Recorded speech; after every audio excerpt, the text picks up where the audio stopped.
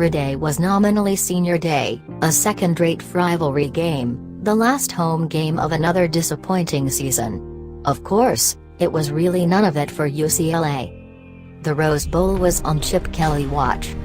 Kelly might or might not end up in Westwood, he might or might not be the answer for the Bruins, but their pursuit of him alone is confirmation that UCLA athletics have entered a new era. This is less about a shift in vision or philosophy and more about an injection of cash. The public school that once had a modest athletic budget now has the most lucrative shoe and apparel deal in college sports history, which calls for Under Armour to pay UCLA $280 million over the next 15 years. The agreement already changed how UCLA operates, and if you don't believe me, ask Jim Mora. There was a time when the $12 million required to buy him out of his contract would have protected him. Not anymore, which is why Jedd Fisch, and not Mora, coached the Bruins in their 30-27 victory over California. It's not as if UCLA didn't want to do something like this before. The athletic department simply couldn't afford to be that bold.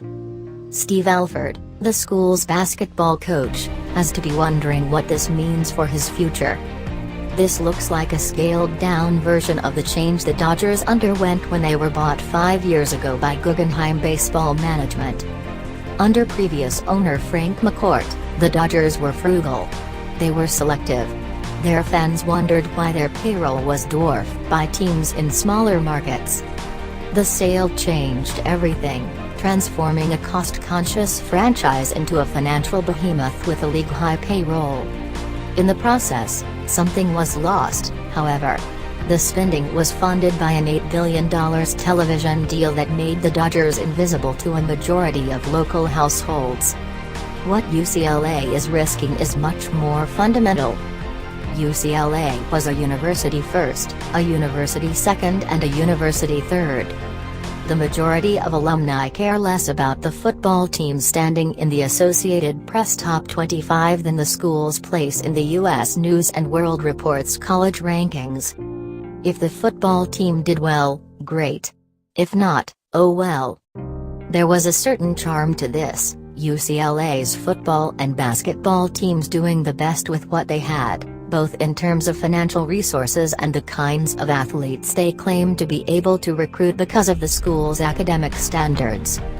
The athletic department included substantial buyout provisions in Mora's and Alford's contracts as a means of preventing them from departing. As for the athletes, so long as they didn't embarrass the school with their off-the-field behavior, they were largely spared criticism. In short, don't park using illegally obtained handicapped placards, whoops, don't get caught shoplifting in a foreign country, whoops again, and everything would be more or less okay. If the Bruins land Kelly and pay him the kind of money they are expected to have to pay to land him, the culture will change. A school that wants Kelly is looking to win above anything else. Oregon was placed on probation for 3 years for NCAA violations that allegedly occurred in Kelly's tenure. He received an 18-month show-cause penalty. Kelly can be abrasive and dismissive. He isn't transparent. He wouldn't be a classic UCLA hire. But he was 46-7 in 4 seasons with the Ducks. He coached them to a national championship game. He is innovative. He also runs that kind of up-tempo offense that could capture the imagination of this city. If everything plays out as UCLA envisions, there won't be many more nights like Friday, when the Bruins attracted a season-low 50,287. The crowd was tame, years and years of disappointment draining the fans of their enthusiasm. The team's most spirited supporters had the freedom to bang the empty seats in front of them without bothering anyone. In the first quarter, UCLA fumbled, allowed 2 sacks and was flagged for a block in the back. It was as if Mora never left. And if Kelly takes over the Bruins and fails to change this, UCLA can buy him out too. The money is there.